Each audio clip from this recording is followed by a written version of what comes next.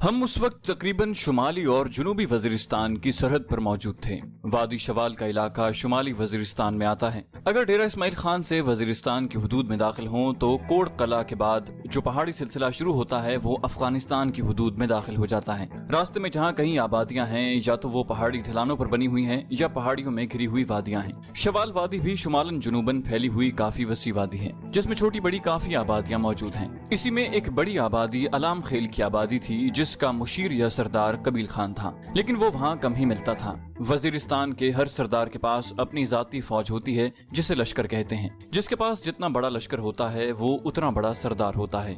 और दुश्मन मुमालिक की जो एजेंसियां उस इलाके में मसरूफ हैं वो भी उमूमी तौर पर बड़े सरदारों ही को अपना आलाएकार बनाने में दिलचस्पी लेते हैं। कबील खान पर बैक वक्त इंडियन, इसराइली और अमरीकी एजेंसियां खासी मेहरबान थीं। उसकी कार्रवाइयों का दायरा-ए-कार शुमाली और जुनूबी वजीरिस्तान के अलावा पाकिस्तान के पुरअमन शहरों तक फैला हुआ था। और ये तो उसूल है कि जितना बड़ा मुजरिम हो वो उतना ज्यादा ही अपनी हिफाजत का बंदोबस्त करता है। शुरू में वो पाक फौज के खिलाफ दरपर्दा काम करता था, लेकिन चंद माह से वो खुल्लम खुल्ला सामने आ गया था। उसका ताल्लुक वजीर कौम से था, इसलिए वजीर कौम के काफी सरदारों ने उसके साथ इल्हाक किया हुआ था। मगर उसके लश्कर का हिस्सा सिर्फ वजीर कौम के जवान नहीं थे। गुर्बत, जहालत और माशरे में फैली नाइंसाफी के डसे हुए कई जवान और उधेड़ उम्र के अफराद जो पाकिस्तान के मुख्तलिफ इलाकों से ताल्लुक रखते थे उसके लश्कर का हिस्सा थे।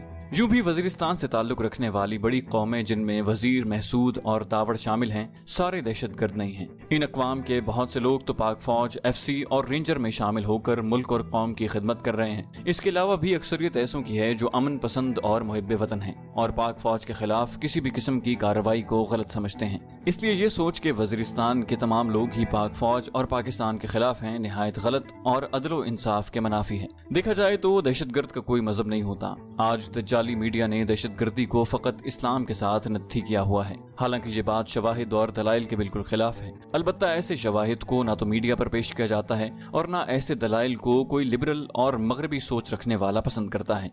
मैं बजाते खुद दहशतगर्दों से कई बार रूबरू मुकाबला कर चुका हूँ, उनसे मिल चुका हूँ और उनके ख्यालात बड़ी बारीक बीनी से जान चुका हूँ। उनमें से कोई एक भी ऐसा नहीं है जो इस्लाम की मोहब्बत में ऐसा कर रहा हो। बैरून मुल्क बैठे हुए थिंक टैंक अपने ज़रख़रीद लोगों को इस्तेमाल ही इस अंदाज में कर रहे हैं कि खा वो किसी भी मजहब, मसलक से ताल्लुक रखते हों, खुद को मुसलमान ही जाहिर करेंगे। आजकल जिहाद और मुजाहिद का तो तसव्वुर ही खत्म कर दिया गया है। हालांकि आज भी मुजाहिदीन का एक बड़ा ग्रोह ऐसा मौजूद है जो इंडिया और अफगानिस्तान में कुफ्र से बरसरे पैकार है, लेकिन दुश्मन ज़रख़रीद लोगों के हाथों मुल्क दुश्मन और इस्लाम दुश्मन कार्रवाइयां करवा कर मुजाहिदीन बनकर उसकी जिम्मेदारी कबूल कर लेंगे, जिसे हमारा दज्जाली मीडिया चीख चीख कर कच्चे जहनों और कम इल्म लोगों के दिमाग में ठूसता रहता है। वरना मसाजिद में धमाके कराना, इमाम बारगाहों को निशाना बनाना, दरबारों में धमाके करना ये किसी भी मसलक या फिरके की रूह से जायज नहीं। और हैरानी होती है कि ऐसा करने वाले खुद को मुसलमान कहकर इकरार करते हैं और हम मान लेते हैं। अगर मुसलमानों ने ही ये सब करना होता तो क्या सिनेमा घर, क्लब, कंजर खाने और इस तरह की दूसरी जगहें कम थी बम फेंकने के लिए? गो इस्लाम ऐसी जगहों पर भी धमाके करने की इजाजत नहीं देता। इस्लाम फैसले का इख्तियार सिर्फ हुकूमत वक्त को देता है। एक इस्लामी मुमलिकत का सरबराह ही बेराह रवी और फहाशी के अड्डों को कानून की रूह से बंद करने का हुक्म दे सकता है। इनफरादी तौर पर अफराद के पास सिर्फ तबलीग का हक है कि एक आदमी दूसरे को वाज और नसीहत के जरिए गलत काम से मना करे। ताकत का इतलाक सिर्फ खूनी रिश्तों तक ही महदूद होता है, वो भी उस वक्त तक जब तक कि वो बचपन या लड़कपन की उम्र में हो। उसके बाद जबरदस्ती का इख्तियार तो वहाँ भी छिन जाता है। यानी एक मुसलमान बाप इस बात का हक नहीं रखता कि बेटे के इस्लाम कबूल करने पर उसे कत्ल कर दे, वो बस उससे कता ताल्लुक का हक रखता है। लेकिन बदकिस्मती ये है कि हमारे सादे अवाम इस्लाम ही का शऊर नहीं रखते, बैरूनी ताकतों के हथकंडे क्या समझेंगे। यहाँ तक तो एक शख्स जिसकी शक्ल ही मुसलमानों की तरह नहीं होती, जो नमाज पढ़ना ही नहीं जानता, दूसरे कलमे को पढ़ते हुए 10 गलतियां करता है, वो पीर बनकर लोगों को बच्चे भी अता करता है, उनकी बिगड़ी भी बनाता है और उन्हें जन्नत के टिकट भी फराहम करता है। उसके नाम पर कट मरने वाले सैकड़ों हजारों मैदान में खड़े हो जाते हैं। हम जैसे जाहिल हैं कि एक आदमी का कोई अमल इस्लाम के मुताबिक नहीं, फिर भी हमारा रहबर और कायद है। खैर, कहाँ तक रोया पीटा जाए, हिदायत देना तो अल्लाह का काम है और उसी के हाथ में है। हम सुबह सवेरे ही डी ब्लॉक से रुखसत हो गए थे। बैरेट M107 हमने वहीं पर छोड़ दी थी। सरदार को क्लैशनकोफ के लिए जरूरत के मुताबिक गोलियां वहीं से मिल गई थी। पिस्तौल की गोलियां पहले ही से हमारे पास जरूरत के मुताबिक मौजूद थी। डी ब्लॉक के जुनूब की समत से एक नाला गुजर रहा था जिसके बहाव का रुख मशरिक से मगरिब की जानिब था। सफर के लिए हमने उसी नाले का रास्ता इख्तियार किया। हमें कहीं पहुंचने की जल्दी तो थी नहीं, इसलिए हम दरमियानी रफ्तार से चलते रहे। डी ब्लॉक से नाले की तह तक चढ़ाई काफी दुश्वार गुजार थी। उसके بعد مغرب کی سمت میں غیر محسوس ڈھلان تھی۔ نالے کی تہہ میں ہلکی مقدار میں پانی بہ رہا تھا، نہایت صاف اور شفاف اور ٹھنڈا میٹھا پانی تھا۔ ہم نے اپنے پاس موجود پانی کی بوتلوں میں تازہ پانی بھر لیا، کیونکہ کچھ معلوم نہیں تھا کہ کس جگہ پر جا کر پانی ہمارا ساتھ چھوڑ دے۔ کلومیٹر 1.5 چلنے کے بعد ایک راستہ دائیں جانب نکلتا ہوا نظر آیا۔ دائیں جانب ہی ایک چھوٹی پہاڑی موجود تھی جس پر 2-3 گھر بنے نظر آئے۔ یہ راستہ بھی دائیں جانب موجود پہاڑی کے دائیں ہاتھ آگے بڑھ کر دوبارہ اسی نالے سے آن ملتا تھا جس میں ہم سفر کر رہے تھے۔ ہم آبادی کو نظر انداز کرتے ہوئے آگے بڑھ گئے۔ راجہ صاحب، رات گزارنے کے لیے کوئی جگہ بھی نظر میں رکھنی ہے کہ آگے کسی آبادی میں رہائشی ہوٹل موجود نہیں؟ میں نے تنزیہ انداز میں پوچھا۔ خان صاحب، سورج طلوع ہوئے گھنٹہ نہیں گزرا کہ تمہیں رات گزارنے کی فکر پڑ گئی۔ اس نے کندھے اچکاتے ہوئے اپنی لانس نائکی کا روب جھاڑا۔ لازمی بات ہے، سینئر ہونے کے ناطے یہ میرا فرض بنتا ہے کہ انتظام اور انصرام کا خیال رکھوں۔ میں نے کہا، اتنا خیال اگر تم نے لی زونا کا رکھا ہوتا تو آج 2 بیویوں کے خاوند ہوتے۔ وہ برا سا منہ بناتے ہوئے بولا، مجھ سے بہت بڑی غلطی ہو گئی جو تمہیں اپنا رازدار بنا لیا۔ میں نے کہا، ویسے خان صاحب، ایک بات میں سنجیدگی سے کہہ رہا ہوں، اس بار چھٹی جاتے ہوئے مجھ سے ATM کارڈ لیتے جانا۔ میں تمہیں $5000 دے سکتا ہوں، اور $5000 کا مطلب ہے 5 لاکھ روپے، بلکہ آج کے حساب سے تو زیادہ ہی بنتے ہیں۔ جاتے ہی جاپان جانے کے لیے ویزے کی درخواست دینا۔ سیاحتی ویزا یقیناً چند دنوں میں مل جائے گا۔ پاسپورٹ تمہارا یوں بھی بنا ہوا ہے، بات کے پچھتاووں سے بہتر ہے ابھی کچھ کر لو۔ اس نے افسردہ لہجے میں کہا، پہلی بات تو یہ ہے کہ کیا پتا لی زونا مجھے بھول چکی ہو، اتنی خوبصورت لڑکی کو کئی محبوب مل جائیں گے۔ اور دوسری بات یہ ہے کہ وہ ایک لمحے کے لیے رکا اور پھر اپنی بات مکمل کرتا ہوا بولا، شاید چند دنوں تک میں باپ بھی بن جاؤں۔ میں نے کہا، باپ بننے کی پیش کی مبارک ہو۔ باقی رہی بات لی زونا کی، اگر اسے تم سے محبت تھی تو پھر تمہارے علاوہ اسے کسی کی بھی ضرورت نہیں ہوگی۔ ابھی اتنا وقت نہیں گزرا کہ وہ تم سے مایوس ہو چکی ہے۔ محبت کرنے والے اتنی جلدی ہمت نہیں ہارتے۔ وہ اپنا فون نمبر اور پتہ تمہارے حوالے کر چکی ہے، یقیناً 1.5 سال تک تمہاری فون کال یا خط کا انتظار کرے گی، اور بالفرض وہ کسی اور کو اپنا بھی چکی ہے، تب بھی تمہارا کیا بگڑے گا؟ کم از کم تمہارے پچھتاووں کا تو خاتمہ ہو جائے گا، باقی پیسے تو یوں بھی میرے خرچ ہو ہی رہے ہیں۔ اس نے فوراً میرے آخری فکرے پر اعتراض کیا، ابھی سے پیسوں کے تانے دینا شروع کر دیے۔ میں نے کہا، تانے نہیں دے رہا، ترغیب دے رہا ہوں۔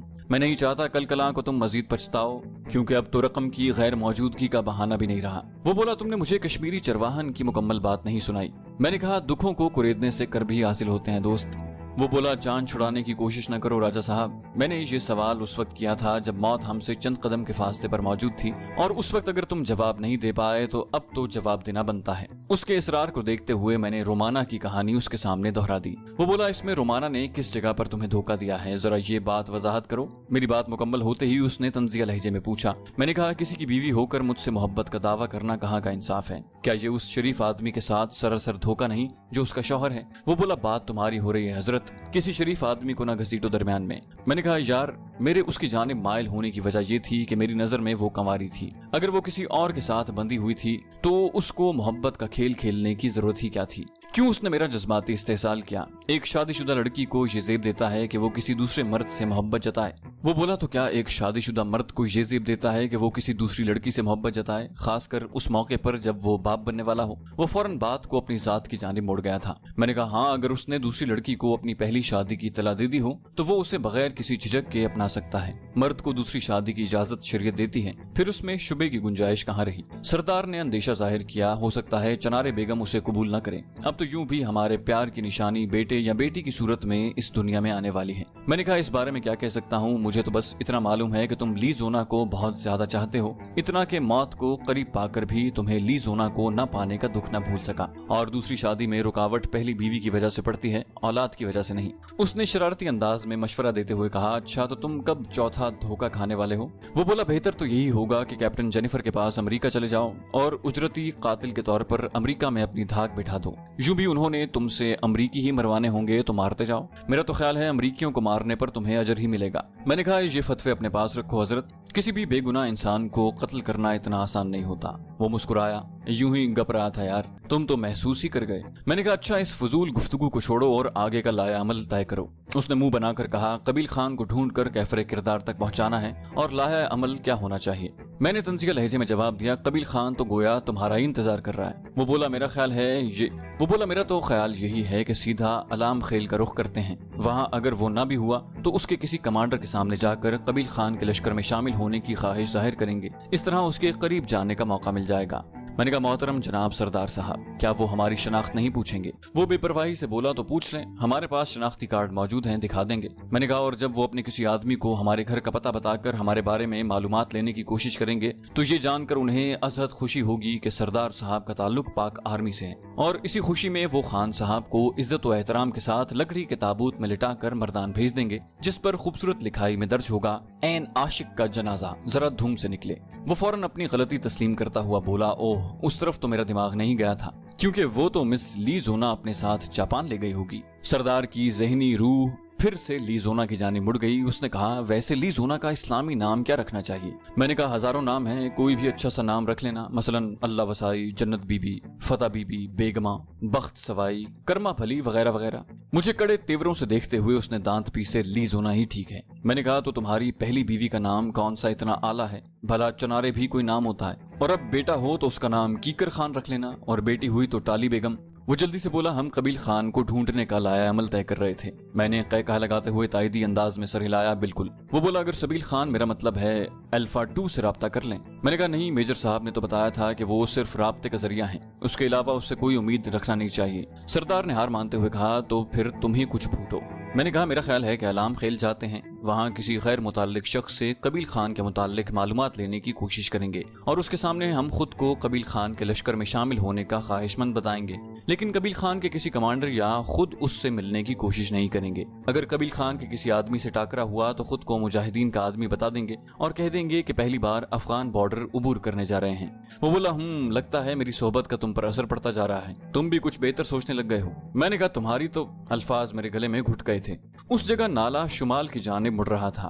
मोड़ काट कर मेरी नजरें जूं ही सीधी हुई, मुझे सामने एक पत्थर के साथ 5 आदमी बैठे नजर आए। 3 के पास क्लैशनकोफ मौजूद थी, अलबत्ता 2 आदमी खाली थे। हमें देखकर उन्होंने किसी किस्म का रद्द अमल जाहिर नहीं किया था। उनके करीब पहुंचने पर न चाहते हुए भी मुझे सलाम कहना पड़ा, अस्सलाम वालेकुम। उन्होंने खुलूस भरे लहजे में जवाब दिया, वालेकुम अस्सलाम। करीब से उनके चेहरे देखते हुए मुझे एक खास किस्म की चमक नजर आई। वो दहशतगर्द नहीं लगते थे। मैंने दहशतगर्दों के चेहरों पर एक अजीब सी वहशत और वीरानी देखी थी। उसके बरक्स उनके चेहरों पर भला का सुकून और इत्मीनान था। वो बोले, बैठो भाई जान, कहवा पियो। उनके हाथ में उस वक्त कहवे की प्यालियां थीं। उन्होंने कहवे की दावत देते हुए देर नहीं लगाई। जज़ाकल्लाह कहकर मैंने सरदार को बैठने का इशारा किया। हमें कहवा पीने की दावत देने वाले ने ड्रैगनॉफ की तरफ हाथ बढ़ाकर कहा, बड़ी प्यारी राइफल रखी हुई है। मैं राइफल उसकी जानिब बढ़ाते हुए जवाब दिया, जी बस शौक था ड्रैगनॉफ राइफल का, कुछ रकम जमा हुई तो पूरा किए बिना रहा न गया। वो बोला, खाली शौक ही है या इसके इस्तेमाल से भी वाकिफ हो? वो खूबसूरत मुस्कुराहट होंठों पर सजाते हुए मुस्तफसिर हुआ। मैंने कहा, शौक तो शौक होता है अमीर साहब।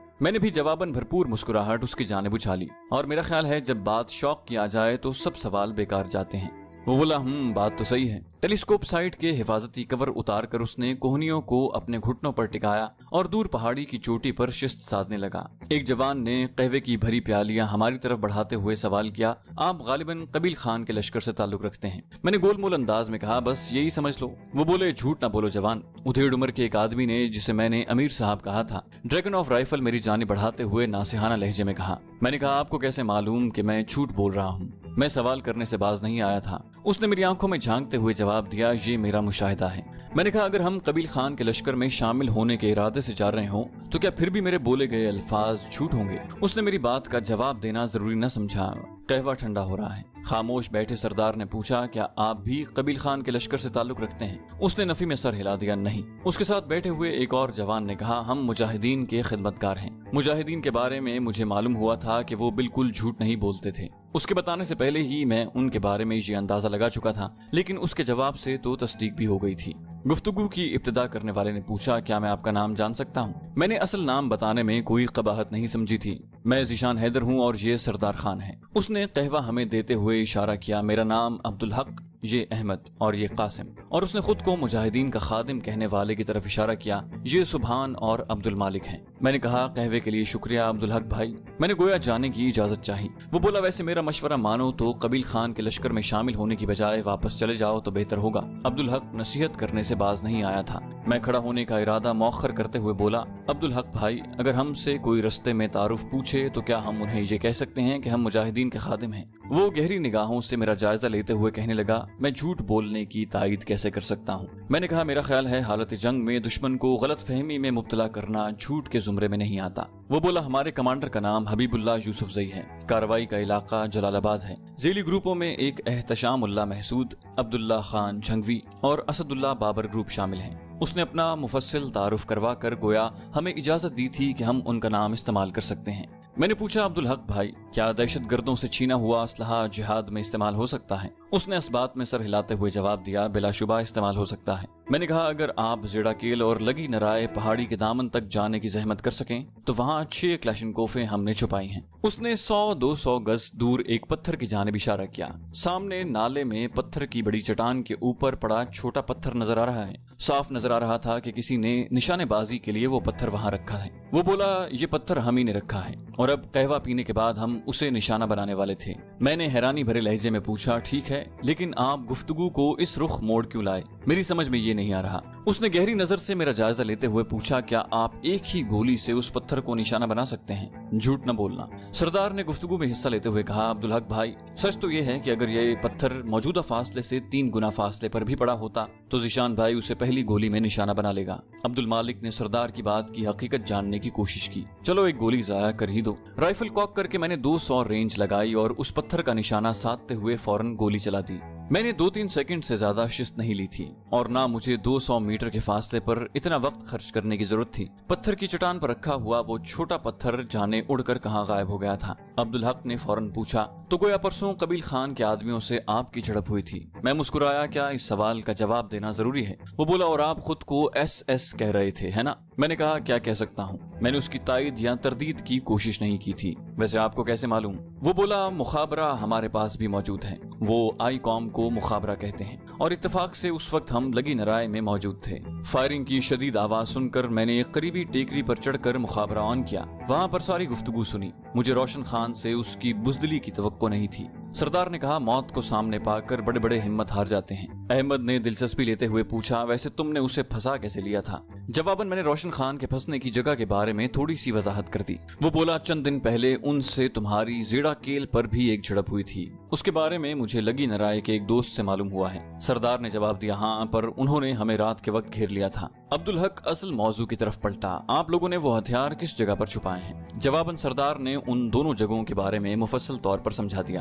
अहमद ने मुस्कुराते हुए कहा, वैसे अब आप लोग ये कहने में हक बजाने में होंगे कि आप मुजाहिदीन के खिदमतगार हो। हम दोनों के साथ बाकी सब भी मुस्कुरा पड़े। मैंने साफ गोई से कहा, वैसे मैं इतनी ज्यादा बातों के इंकशाफ के बाद पशेमानी महसूस कर रहा हूँ। अब्दुल हक ने धीमी मुस्कुराहट से जवाब दिया, जवान, समझो तुम्हारी हमसे कोई बातचीत हुई ही नहीं। ये बातें यहीं दफन हो गई हैं। हम सिर्फ इतनी ही बात करेंगे, हम सिर्फ उतनी ही बात किसी दूसरे को करेंगे जितनी का हमें खुद से पता है। मैंने फौरन कहा, हमें आपकी जबान पर मुकम्मल एतबार है। उसने तायदी अंदाज में सर हिलाते हुए कहा, हाँ, मुसलमान की एक ही जबान होती है। मैंने कहा, वैसे अब्दुल हक भाई, अगर बुरा ना मानो तो एक सवाल पूछूं? वो बोला, मेरे दोस्त, किसी बात का बुरा मानना एक गैर इरादी फेल है और ऐसा फेल जिस पर मेरा इख्तियार ना हो उसका वादा मैं कैसे कर सकता हूँ? अलबत्ता खफा ना होने का वादा कर सकता हूँ। मैंने जल्दी से कहा, हाँ, बस मेरा भी यही मतलब था कि आप खफा ना होना। उसने इजाजत देते हुए कहा, पूछो। मैंने कहा, जब आप कबील खान को बुरा समझते हो तो उसके साथ मुआहिदा क्यों किया है? मुजाहिदीन को उसके खिलाफ भी तो जिहाद करना चाहिए। वो मुस्कुराया, अच्छा सवाल है।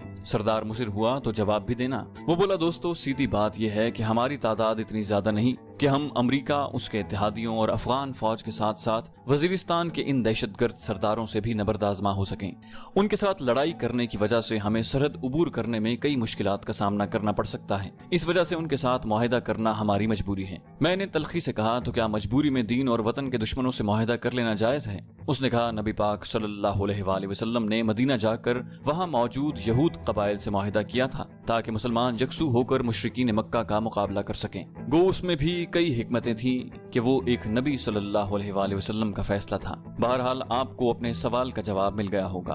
अब्दुल हक की दलील ऐसी नहीं थी कि उसका जवाब दिया जा सकता। मैंने खामोशी से सर झुका लिया। अब्दुल हक ने मुझे खामोश पाकर कहा, अलाम खेल में आप कमांडर अब्दुल रशीद बेटनी के घर कयाम कर सकते हो। उन्हें सिर्फ मेरा हवाला देना काफी होगा। हम फिलहाल जेड़ाकेल जा रहे हैं, कल ही लौटेंगे। उसकी बात पर हम दोनों के चेहरे खिल उठे थे। उसके बावजूद मैंने अंदेशा जाहिर किया, कहीं हमारी वजह से आप लोगों पर कोई आंच ना आ जाए। عبدالحق خلوص سے بولا، ہمارا تعلق بھی پاکستان سے ہے بھائی، باقی اپنے طریقہ کار میں اختلاف صحیح، مقصد تو اپنا ایک ہی ہے نا۔ سردار نے صاف گوئی سے اعتراف کیا، ہمیں واقعی ایک ٹھکانے کی ضرورت تھی جہاں سر چھپا کر ہم قبیل خان کے خلاف کام کر سکتے۔ وہ بولا، ٹھکانوں کی فکر نہ کرو، البتہ اس کے خلاف ہم آپ کی جسمانی مدد نہیں کر سکیں گے، معاہدے کی روح سے ہم اس کے پابند ہیں، اس کے کسی آدمی کے خلاف کوئی کارروائی نہیں کر سکتے، اور آپ دونوں کا ہم سے تعلق فقط مہمان کا ہے۔ البتہ انہیں اس بارے میں معلوم ہو گیا کہ ان کے دشمنوں نے کس جگہ پناہ لے رکھی ہے تو پھر آپ کے لیے مشکلات بڑھ سکتی ہیں۔ ہمارے ٹھکانے پر وہ بے شک حملہ نہیں کریں گے، لیکن باہر نکلنے پر تو وہ آپ کے خلاف ہر قسم کی کارروائی کر سکتے ہیں۔ سردار نے کہا، ہمیں اس کے علاوہ کوئی مدد نہیں چاہیے عبدالحق بھائی۔ قاسم نے مشورہ دیا، میرا خیال ہے اب رخصت لی جائے، اور تمام اپنا اپنا سامان سنبھالتے ہوئے کھڑے ہو کر ایک دوسرے سے الوداعی معانقہ کرنے لگے۔ سب سے آخر میں عبدالحق سے ملا، اس نے میرے کان میں سرگوشی کرتے ہوئے کہا، مجھے آپ کا نشانہ پسند آیا۔ میں نے کہا، شکریہ عبدالحق بھائی۔ وہ بولے، اللہ پاک آپ لوگوں کو کامیابی سے ہمکنار کرے، اور دعا دیتے ہوئے وہ رخصت ہو گئے۔ آپ لوگوں کو بھی فتح مبین نصیب ہو، جواباً کہہ کر ہم بھی اپنے رستے ہو لیے۔ ان سے تھوڑا دور آتے ہی سردار نے گفتگو کی ابتدا کی، ویسے یہ کوئی غائبانہ سی مدد نہیں مل گئی ہمیں۔ میں نے کہا، اللہ پاک ہر قدم پر اپنے بندوں کی مدد کرتا ہے خان صاحب، چاہے وہ بندہ تمہاری طرح لفنگا ہی ہو جو کسی کافر لڑکی سے محبت کرتا ہو، یا میری طرح مظلوم جسے مسلمان لڑکی بھی میسر نہ ہو۔ سردار بولا، یار راجے، خدا کا خوف کرو، اب یہاں لیزونا کا ذکر نہ کرنا۔ سردار کا لہجہ رو دینے والا تھا۔ میں نے کہا، یوں ہی تمہارے کرتوت دیکھ کر میں بول نہیں پایا۔ وہ ترکی بترکی بولا، اپنے کرتوت بھول گئے ہو جب ایک شادی شدہ لڑکی کے لیے انڈیا کی مارکیٹوں میں خریداری کرتے پھر رہے تھے۔ میں نے کہا، تب تو مجھے نہیں پتا تھا کہ وہ شادی شدہ ہے۔ وہ بھی کہاں پیچھے رہنے والا تھا، فوراً بولا، اور تم بھی اچھی طرح جانتے ہو کہ وہ مسلمان ہونے کو تیار ہے۔ میں نے کہا، مسلمان ہوئی تو نہیں نا؟ بولا، وہ بھی غیر شادی شدہ تو نہیں تھی نا؟ اسی طرح کی نوک جھوک میں ہم اس نالے سے نکل کر ایک آبادی میں داخل ہوئے۔ نالے کا پانی جنوب کی طرف سے آنے والے نالے کے پانی میں شامل ہو کر شمال کی جانب بہنے لگا تھا۔ نالے کے پار جانے کے لیے ہمیں لازماً جوتے اتارنے پڑتے، اگر درمیان میں بڑے بڑے پتھر رکھ کر راستہ نہ بنا ہوتا۔ آبادی سے باہر ایک بوڑھے آدمی سے علام خیل کا راستہ معلوم کرنے پر اس نے 200-300 گز دور ایک سڑک کی جانب اشارہ کرتے ہوئے کہا، اس سڑک پر سیدھا چلتے جاؤ۔ اس کا شکریہ ادا کر کے ہم اس چھوٹی سی آبادی میں داخل ہوئے بغیر سڑک کی جانب بڑھ گئے۔ ہمیں سڑک پر روانہ ہوئے آدھا گھنٹہ گزرا ہوگا کہ ایک ڈبل کیبن دھول اڑاتی ہمارے قریب سے گزر گئی۔ اس کی باڈی میں بھی چند ہتھیار بردار موجود تھے، نہ جانے وہ مجاہدین تھے یا قبیل خان جسے کسی دہشت گرد کے لشکری۔ اسی وجہ سے ہم نے ان سے لفٹ نہیں مانگی تھی۔ اس کے بعد بھی 2 گاڑیاں ہمارے قریب سے گزر گئیں، مگر ہم گپ شپ کرتے پیدل ہی چلتے رہے۔ ڈی بلاک سے ہم مسلسل اترائی میں چلتے ہوئے آئے تھے، لیکن نالے کے اختتام پر ہم جو ہی اس شوال وادی میں داخل ہوئے تھے، ہمیں اونچائی چڑھنا پڑ گیا تھا۔ گوئی یہ چڑھائی کہیں ہموار زمین کی صورت اور کہیں چھوٹی موٹی ٹیکریوں کی بلندیوں کی صورت میں تھی۔ بیچ میں مغربی پہاڑوں سے آئے ہوئے نالے بھی کہیں کہیں سے گزر رہے تھے، کچھ بالکل خشک تھے، کچھ میں پانی کی مقدار ہلکی تھی، اور 1-2 نالہ ایسا بھی تھا جس میں پانی کی مقدار نسبتاً زیادہ تھی۔ ہم کہیں سپہر ڈھلے ہی علام خیل پہنچ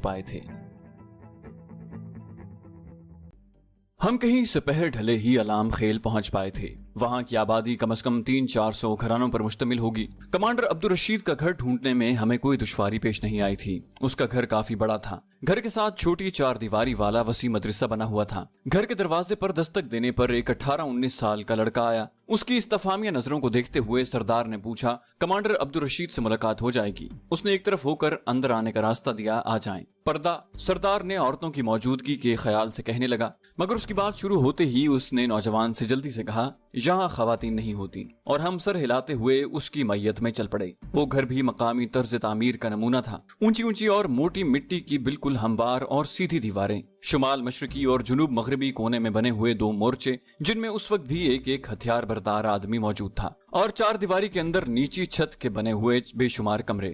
داخلی دروازے کے ساتھ قطار میں بنے ہوئے بیت الخلاء اور غسل خانے واضح کر رہے تھے کہ وہ بس نام کا گھر تھا، ورنہ اس کی حیثیت ایک ٹریننگ کیمپ جیسی تھی۔ تھوڑی دیر بعد ہم عبدالرشید کے سامنے موجود تھے۔ اس کی عمر 40 اور 50 کے درمیان تھی۔ کمرے میں پلاسٹک کی بچھی چٹائی پر 10-12 افراد موجود تھے۔ ہمارے سوال کا جواب دے کر اس نے استفہامیہ نظروں سے ہماری جانب دیکھتے ہوئے بیٹھنے کا اشارہ کیا۔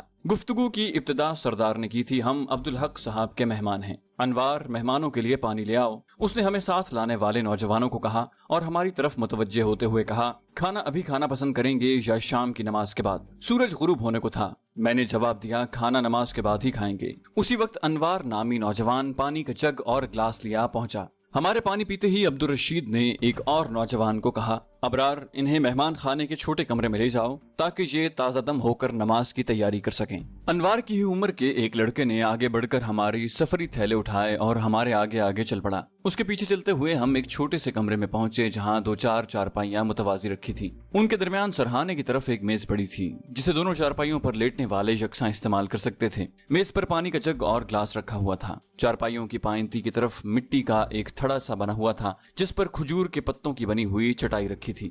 مٹی کا وہ تھڑا سامان رکھنے کے لیے تھا۔ ہمارے تھیلے اس تھڑے پر رکھ کر ابرار نے کہا چلیں آپ کو غسل خانہ دکھا دوں۔ اپنے ہتھیار بھی اسی تھڑے پر رکھ کر ہم دوبارہ اس کے ساتھ چل پڑے۔ شام کا کھانا تمام لوگوں نے دسترخوان بچھا کر ایک ہی جگہ بیٹھ کر کھایا تھا۔ کھانے کے بعد ہم نے کمانڈر عبدالرشید کے کمرے میں بیٹھ کر گرما گرم قہوہ پیا اور عشاء کی نماز تک وہیں بیٹھے ان کی گفتگو سنتے رہے۔ کمانڈر نے ہمیں کریدنے کی بالکل کوشش نہیں کی تھی۔ عشاء کی نماز کے بعد کمانڈر نے ہمیں خود ہی آرام کا مشورہ دے کر پوچھنے کی زحمت سے بچا لیا تھا۔ ہم سارے دن کے تھکے ہوئے تھے اس لیے آپس میں گپ شپ کے بغیر ہی سو گئے۔ وہاں نماز چھوڑنے کا کوئی تصور نہیں تھا، اس لیے منہ اندھیرے ہم بھی اٹھ کر غسل خانوں کی طرف بڑھ گئے تھے۔ طلوع آفتاب کے بعد ایک بار پھر دسترخوان بچھا کر ناشتہ کیا گیا جس میں رات کی بچی ہوئی دال کا سالن، باسی اور تازہ روٹیاں شامل تھیں۔ ہمارے علاوہ سب قہوے ہی سے لطف اندوز ہو رہے تھے۔ البتہ ہماری مرضی معلوم کر کے انہوں نے ہمارے لیے دودھ والی چائے بنا دی تھی۔ وہ دن بھی ہم نے وہیں آرام کرتے گزارا تھا۔ عبدالحق کی آمد سے پہلے میں کوئی کام نہیں کرنا چاہتا تھا۔ عبدالحق اور اس کے ساتھی کہیں شام کے وقت ہی پہنچ پائے تھے۔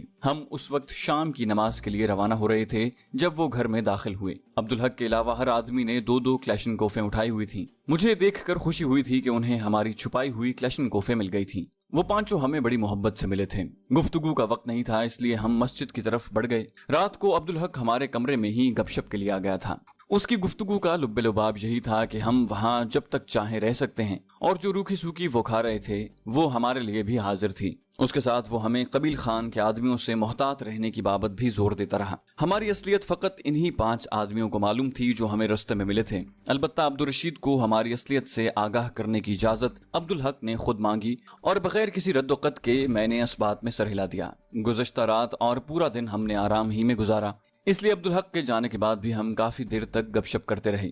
دھیمی آواز میں ہم قبیل خان تک پہنچنے کا منصوبہ بھی تشکیل دیتے رہے۔ اگلی صبح ناشتے کے بعد ہم فقط پستول اپنے ہمراہ رکھتے ہوئے وہاں سے نکل آئے۔ کلیشنکوف اور ڈریگنوف کو ساتھ لیے پھرنے کی ضرورت فی الحال نہیں تھی۔ سب سے پہلے ہم نے قبیل خان کا قلعہ نما گھر دیکھا اور پھر علام خیل کا چپا چپا دیکھ ڈالا۔ دن کو ہم گاؤں کے مضافات میں نکل گئے۔ پہاڑی کے دامن میں لکڑیاں کاٹتے ایک بوڑھے کے ساتھ بیٹھ کر ہم نے دوپہر کا کھانا کھایا۔ باتوں باتوں میں اس نے ہمیں کافی مفید معلومات پہنچائی تھی۔ قبیل خان کا خاص آدمی روشن خان وہیں موجود تھا۔ اس کے علاج معالجے کے لیے مکین سے ایک ڈاکٹر کو بلایا گیا تھا۔ فائر لگنے سے اس کے پاؤں کا پورا پنجہ ہی غائب ہو گیا تھا۔ میری نشانے بازی کے افسانے بھی نہ جانے کیسے اس بوڑھے تک پہنچ گئے تھے۔ معلوم یہی ہوا تھا کہ وہاں سے بچ کر نکل آنے والوں نے میری نشانے بازی کو کچھ زیادہ ہی بڑھا چڑھا کر بیان کر دیا تھا، اور یہ تو انسان کی فطرت ہے کہ جس چیز سے متاثر ہو جائے وہ ہر ملنے والے کو اس سے متاثر کرنے کی کوشش کرتا ہے، اور اس کوشش میں مبالغہ آرائی سے بھی باز نہیں آتا۔ اپنی نشانے بازی کی صلاحیت کا خود مجھے بھی ادراک تھا،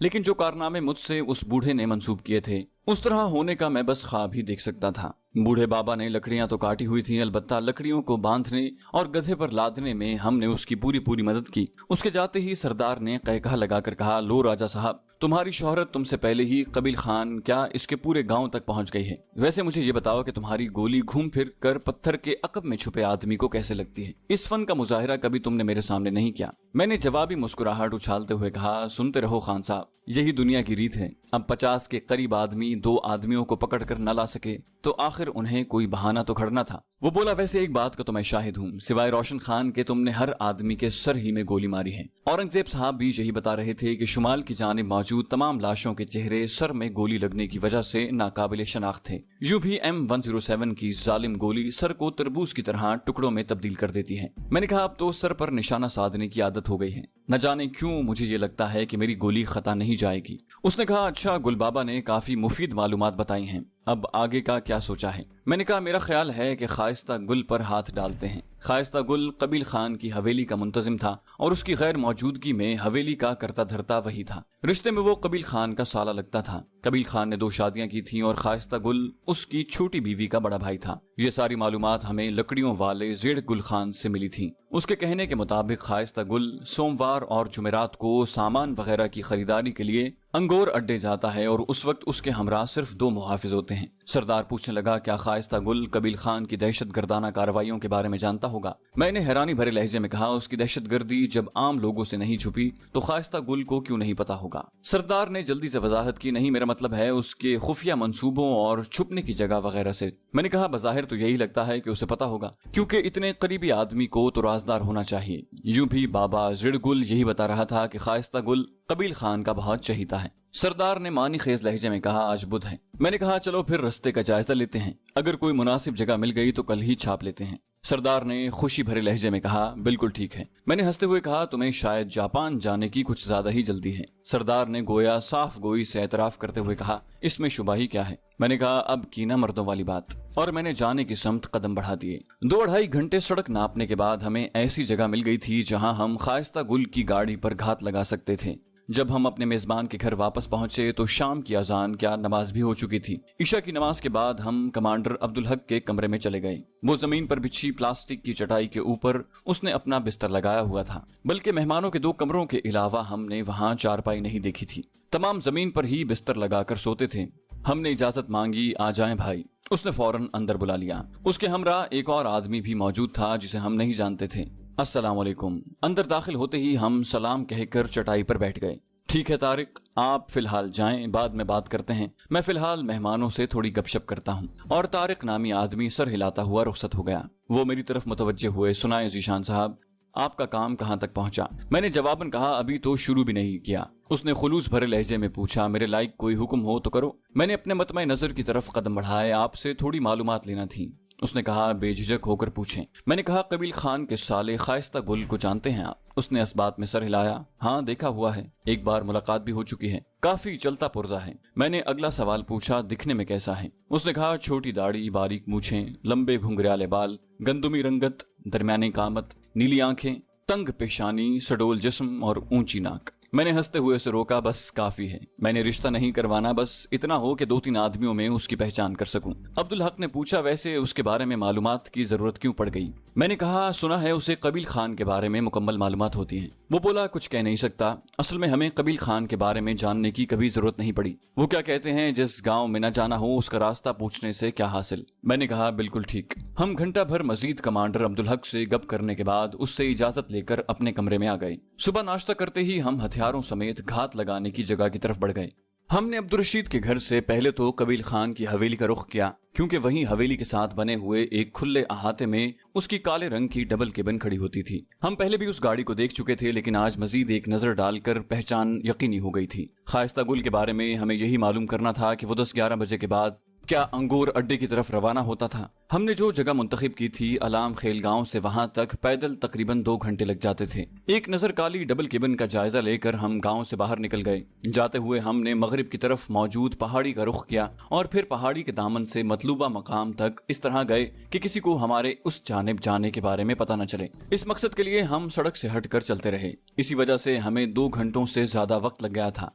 वहां पहुंचते ही घड़ी देखी तो 10 बजने को थे। अगर खाइस्ता गुल 10 बजे भी घर से निकलता तब भी उसे वहां तक आधा घंटा तो लग जाना था, जबकि हमारी तैयारी के लिए 10-15 मिनट से ज्यादा वक्त दरकार नहीं था। हमने घात के लिए जो जगह मुंतखब की थी वहां एक खतरनाक मोड़ मौजूद था, इसलिए गाड़ी की रफ्तार बगैर किसी शक के वहां बिल्कुल आहिस्ता होनी थी। अपने लिए मैंने रोड की दाईं जानिब मौजूद एक टिकरी पसंद की थी, जहां से उस मोड़ का फासला 100 गज से ज्यादा नहीं था। सरदार बाएं तरफ की ढलान पर मौजूद था, उसका भी मोड़ से फासला तकरीबन मेरे जितना ही बनता था। मेरा काम गाड़ी के टायर को निशाना बनाना था, उसके बाद वो तीनों हमारे निशाने पर होते। हमने रोड की दोनों जानिब मोर्चा संभाला हुआ था, इसलिए उनके भागने का सवाल ही पैदा नहीं होता था। राब्ते के लिए हमारे पास आई कॉम मौजूद था। बाकी खाइस्ता गुल के बारे में यही मालूम होता था कि गाड़ी वो खुद ही ड्राइव करता था और 2 मुहाफिज गाड़ी के बॉडी में बैठे होते थे, इसलिए खाइस्ता गुल को पहचानना हमारे लिए मुश्किल नहीं था। यूं भी हम अब्दुल हक से मुफस्सिल तौर पर उसका हुलिया मालूम कर चुके थे। खाइस्ता गुल की काली डबल केबिन करीबन 11 बजे नमूदार हुई थी,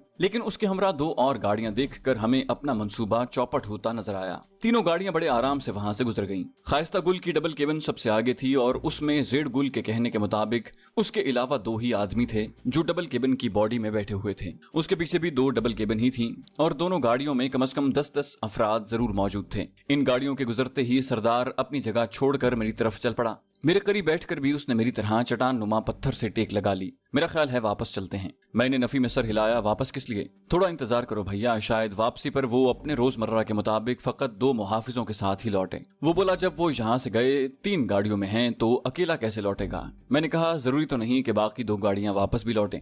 हो सकता है उन्होंने भी अंगूर अड्डे जाना हो और यहाँ से जाते हुए बस इत्तेफाकी तौर पर इकट्ठे हो गए हों। उसने कहा चलो देख लेते हैं। थोड़ा आगे को खिसक कर वो लंबा लेट गया। सड़क की जानिब से हम आड़ में थे। अपने साथ हम सफरी थैले नहीं ला सके थे, वरना वक्त गुजारी के लिए चाय जरूर बनाते। रात की भरपूर नींद के बाद उस वक्त सोने की हाजत भी मालूम नहीं हो रही थी, वरना 2-3 घंटे सो ही जाते। हम बस सर के नीचे पत्थर रख कर लेट गए। सरदार के पास लीजोना का खुशगवार तस्करा मौजूद था और वो अमेरिका में लीजोना की मैयत में बीते खूबसूरत लम्हों को दोहराता रहा। अमेरिका में मैं भी किसी की नजर का मरकज रहा था, मगर उसकी मोहब्बत फकत अपने मकसद के हुसूल की खातिर थी। कैप्टन जेनिफर हिंसले, जो हजारों नहीं लाखों में एक थी। लीजोना का मासूमाना चेहरा भी उसके सामने मांद पड़ जाता था। मैं उसके साथ गुजारे लम्हों को याद करने लगा। सरदार की बातें बस मेरे कानों तक ही रसाई पा रही थी। मेरे दिमाग में जेनिफर के ख्यालात घूम रहे थे और अजीब बात यह है कि जब कभी मैं उसके बारे में सोचता, मैं किसी मंतकी नतीजे तक न पहुंच पाता। वो पहले ही दिन मेरी जानिब मुतवज्जह हो गई थी और फिर मेरी एक बात पर खफा होकर वो मुझसे चंद दिन खिंची खिंची रही, लेकिन इस दौरान भी उसका रवैया किसी रूठी हुई महबूबा का रहा। मुझे जलाने के लिए हिंदू स्नाइपर्स के साथ घूमना, मेरी तवज्जो हासिल करने के लिए ऊट पटांग हरकतें करना और फिर सुलह करने के लिए उसने खुद ही मेरी तरफ दोस्ती का हाथ बढ़ाया था। लेकिन उसका दोबारा मेरी तरफ मुतवज्जह होना किसी की हिदायत के मरहून मिन्नत था, क्योंकि उसके बाद वो मुझे रात के खाने पर ले जाकर एक गैर कानूनी काम पर मजबूर करने लगी। क्या वो मतलब परस्त और खुदगर्ज थी? ये ऐसा सवाल था जिसका जवाब मेरे दिमाग ने हमेशा इस बात में दिया था, लेकिन दिल हमेशा इस बात की मुखालफत करता रहा। सरदार ने मेरी गायब दिमागी महसूस कर ली थी। तुम मेरी बातें नहीं सुन रहे? मैंने बेजारी से कहा। यार तुम्हारी ये बातें मैं 100 मरतबा सुन चुका हूँ। वो बोला कोई बात नहीं, 1 मरतबा और सुन लो। बेपरवाही से कहते हुए उसने अपनी बात जारी रखी।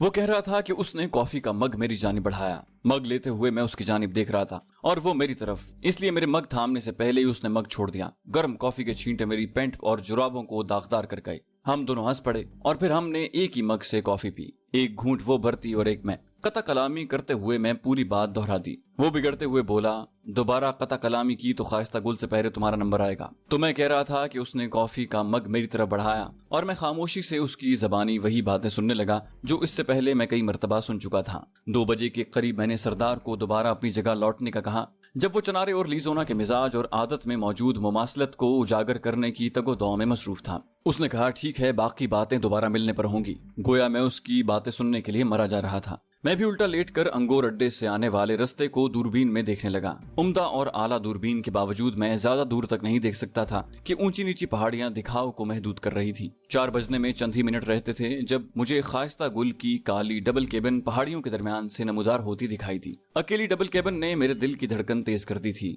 मैं चौकन्ना हो गया। अगले 10 मिनट में वो उस मोड़ के करीब हो गई थी जहां हम मौत के फरिश्ते के रूप में उनके लिए काफी देर से बैठे हुए थे।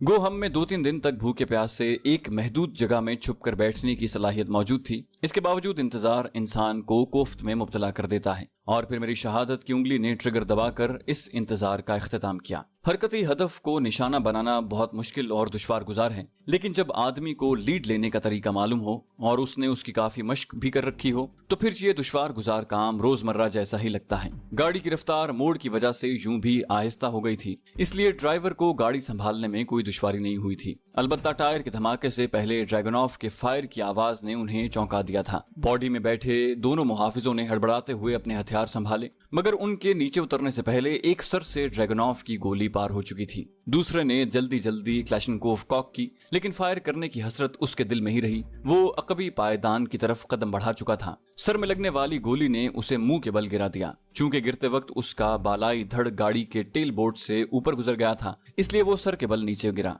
खाइस्ता गुल को बाहर निकलने का मौका मिल गया था। चूंकि उसके और मेरे दरमियान डबल केबिन हाइल थी, इसलिए वो मेरी रेंज से दूर था और इसी वजह से मैंने मुखालिफ जानिब सरदार को बिठाया हुआ था। खाइस्ता गुल ने गाड़ी की आड़ लेकर मेरी जानिब अंदाजे से फायर किया, लेकिन पहले ब्रस्ट के बाद सरदार ने उसे दूसरी मर्तबा ट्रिगर दबाने का मौका नहीं दिया था। सरदार की फायर की हुई गोली उसे नामालूम कहां लगी थी, लेकिन उसके बाद मुझे टेलीस्कोप साइट में खाइस्ता गुल के उठे हुए हाथ नजर आए। सरदार पत्थर के पीछे से निकलकर तेजी से नीचे आने लगा। उसकी गाड़ी के करीब पहुंचने तक मैं खुद अपनी जगह से न हिला। जो ही वो गाड़ी से चंद कदम के फासले पर पहुंचा, मैं भी अपनी जगह से उठकर करीबन भागते हुए उसकी तरफ जाने लगा। میرے قریب پہنچتے ہی سردار اس کی زخمی ٹانگ پر اسی کا مفلر لپیٹ چکا تھا۔ ایک نظر ڈال کر ہی میں نے عبدالحق کے بتائے ہوئے حلیے کی تصدیق کر لی۔ میں نے فوراً ٹیل بورڈ کے ساتھ گری ہوئی لاش کو اٹھا کر گاڑی کی باڈی میں پھینکا اور باڈی میں پڑا فالتو ٹائر نکال کر خائستہ گل سے پوچھا، ٹائر تبدیل کرنے کے اوزار کہاں ہیں؟ درد سے کراہتے ہوئے اس نے عقبی نشست کی طرف اشارہ کیا۔ میں فوراً وہ سامان نکال کر ٹائر تبدیل کرنے لگا۔ اس دوران سردار خائستہ گل پر نظر رکھنے کے ساتھ اطراف کا بھی جائزہ لیتا رہا۔ ٹائر تبدیل کرنے میں مجھے 10 منٹ سے زیادہ نہیں لگے تھے۔ اس دوران خائستہ گل نے 1-2 بار سردار کو صفائی دینے کی کوشش کی، مگر سردار نے غصیلے لہجے میں کہا، اگر اس کے بعد تمہارے منہ سے بات نکلی تو بدلے میں کلیشنکوف کی مزل سے بھی گولی نکلے گی، اور وہ لگتی کہاں ہے اس بارے میں مجھے نہیں معلوم۔ اس کے بعد ٹائر کے تبدیل ہونے تک میں نے خائستہ گل کی آواز نہیں سنی تھی۔ ٹائر تبدیل کرتے ہی میں ڈرائیونگ سیٹ پر بیٹھ گیا۔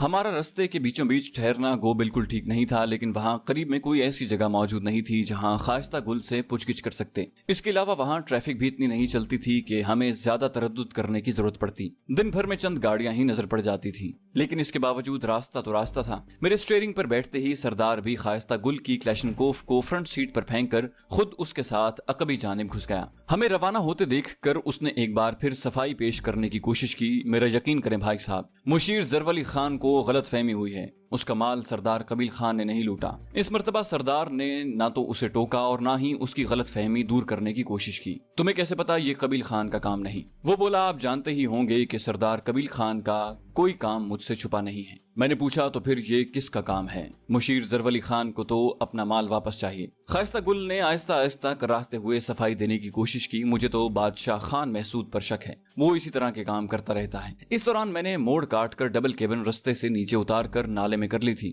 اور پھر اسی طرح نالے کے اندر ہی گاڑی کو لے جاتے ہوئے کسی مناسب جگہ کی تلاش میں نظریں گھمانے لگا۔ میرا رخ اس وقت علام خیل سے مخالف جانب تھا۔ جلد ہی مجھے شرقی جانب سے ایک نالا اس نالے میں شامل ہوتا نظر آیا۔ میں نالے کی مغربی سمت میں تھا اور اس وقت جنوب مغرب کی طرف رواں دواں تھا۔ گاڑی کو نالے کے چھوٹے پانی سے گزار کر میں مشرقی نالے میں گھس گیا۔ ان دونوں کی گفتگو جاری تھی۔ سردار بولا، بے شک بادشاہ خان محسود اس طرح کے کام کرتا رہتا ہے، لیکن اس سے مشیر زرولی کی بات ہو چکی ہے۔ وہ واضح انکار کر رہا ہے، بلکہ ہر قسم کا اعتبار دینے کے لیے تیار ہے۔ وہ کراہتے ہوئے بولا، میں حتمی طور پر تو نہیں کہہ سکتا کہ یہ کس کا کام ہے، البتہ سردار قبیل خان کی طرف سے میں ہر ضمانت دینے کو تیار ہوں۔ سردار اتنے چھوٹے کام کے لیے اپنی ساکھ اور عزت کو داؤ پر نہیں لگاتا۔ وقت گزرنے کے ساتھ ساتھ اس کی درد میں اضافہ ہوتا جا رہا تھا۔ سردار نے تیکھے لہجے میں پوچھا، تو تمہاری نظر میں یہ چھوٹا کام ہے؟ وہ بولا، دیکھے بھائی، مجھے تو یہی معلوم ہوا ہے کہ 20-25 کلیشنکوفیں، 3-4 ہزار کلیشنکوف کی گولیاں اور تھوڑا سا ہائی ایکسپلوسیو بارود تھا۔ اب آپ خود انصاف کریں کہ کیا سردار قبیل خان اس کے لیے مشیر زرولی خان سے دشمنی کا بیج بو سکتا ہے؟ سردار نے فوراً پوچھا، تمہیں یہ تفصیل کہاں سے معلوم ہوئی؟ وہ بولے، ہم سوئے ہوئے تو نہیں ہیں بھائی جان، یوں بھی اس طرح کی باتیں کہاں چھپی رہ سکتی ہیں۔ میں نے گاڑی درختوں کے ایک جھنڈ کی طرف موڑ دی تھی۔ یوں بھی اس علاقے میں نالوں، درختوں اور پہاڑوں کی بہتات ہے۔ درخت بھی ایسے جو سدا بہار ہیں، سارا سال سرسبز رہتے ہیں۔ گاڑی روک کر میں باہر نکلا اور پہلی بار زبان کھولتے ہوئے خائستہ گل کو مخاطب ہوا، تمہارے کہنے کا مطلب یہ ہے کہ تمہیں قبیل خان کی ہر چھوٹی بڑی بات کے بارے میں معلوم ہے؟ اپنے خشک ہونٹوں پر زبان پھیرتے ہوئے اس نے اس بات میں سر ہلایا۔ بالکل کہہ کر میں نے سردار کو اسے باہر نکالنے کا اشارہ کیا۔ وہ دونوں ہاتھ اپنی مضروب ٹانگ پر رکھے بیٹھا تھا۔ سردار نے دروازہ کھول کر اسے بازو سے پکڑا اور بے رحمی سے باہر گھسیٹ لیا۔ کیا کر رہے ہیں آپ؟ تکلیف کی شدت سے اس کا چہرہ مسخ ہونے لگا تھا۔ نیچے گرتے ہوئے اس کی ٹانگ میں یقیناً غضب کا درد اٹھا ہوگا، تبھی اس کی آنکھوں سے آنسو بہ رہے تھے۔ میں اس کے ساتھ اکڑوں بیٹھ گیا۔ اب زرولی کے ذکر کو بھاڑ میں ڈال کر ہم کام کی بات کر لیں۔ ہونٹ بھینچتے ہوئے اس نے ٹانگ میں اٹھنے والے شدید درد کو برداشت کرنے کی کوشش کی، مگر ہمارے دل میں اس کے لیے رحم کی کوئی رمق موجود نہیں تھی۔ وہ وطن کے دشمنوں کا اعلی کار ہونے کے ساتھ معصوم لوگوں کے قتل میں بھی ملوث تھا۔ ایسے لوگ کسی رحم اور ہمدردی کے حقدار نہیں ہوتے۔ یہی وجہ تھی کہ ایسوں کو مارتے وقت میری ٹریگر کو دبانے والی انگلی کبھی نہیں کانپی تھی۔ میں سردار کی طرف متوجہ ہوا، ویسے خان صاحب تمہارا کیا خیال ہے؟ اگر میں اس کے زخم پر زوردار مکہ رسید کروں تو کیا یہ برداشت کر لے گا؟ سردار نے اس بات میں سر ہلاتے ہوئے کہا، کیوں نہیں، جوان آدمی ہے، اسے مکوں اور لاتوں کی کیا پرواہ؟ میں نے منہ بناتے ہوئے کہا، مجھے تو یقین نہیں۔ سردار نے مجھے دعوت دی، چلو مار کر اپنا شک دور کر لو۔ وہ منت بھرے لہجے میں ہکلایا، خدا کے لیے مجھے بہت تکلیف ہو رہی ہے۔ میں نے کہا، اگر تکلیف ہو رہی ہے اور تم مزید تکلیف سے بچنا چاہتے ہو تو ہائے وائے کو چھوڑو اور میرے چند سوالوں کے جواب دو، شاید ہماری ایک اور گولی ضائع ہونے سے بچ جائے۔ وہ بولا، میں قسم کھاتا ہوں کہ مشیر زرولی۔ میں نے کہا، بھاڑ میں گیا تمہارا مشیر زرولی، تمہاری سوئی پھر اسی زرولی پر آن ٹکی ہے۔ وہ ہکلاتے ہوئے پوچھنے لگا، تو تم और उसके होंठों से मुशीर ज़रवली के अल्फाज निकलते ही मैंने हल्का सा मुक्का उसके जख्म पर जड़ दिया। वो तड़प उठा। मैंने कहा, अब अगर तुम्हारे मुंह से किसी मुशिर वशिर का नाम निकला तो अगला मुक्का इतना आहिस्ता नहीं मारूंगा। मैंने सख्त अल्फाज में उसे तंबीह की। इस मर्तबा वो चेहरे पर अजियत भरे तासुरात सजाए कोई जवाब दिए बगैर खामोश रहा। अब ये बताओ कि कबील खान से कहाँ मुलाकात हो सकेगी? मैंने सवालों की इब्तदा की। वो बोला, आपको सरदार से क्या काम है? इस मर्तबा मैंने उसकी मजरूब टांग पर पहले से भी ज्यादा जोर से मुक्का जड़ दिया। हाय मर गया। उसके मुंह से जोरदार चीख खारिज हुई। खुदा के वास्ते मेरी टांग में बहुत तकलीफ हो रही है। मैंने कहा, खाइस्ता गुल, ये आखिरी तंबीह है। इसके बाद जो पूछा जाए उसका जवाब दो।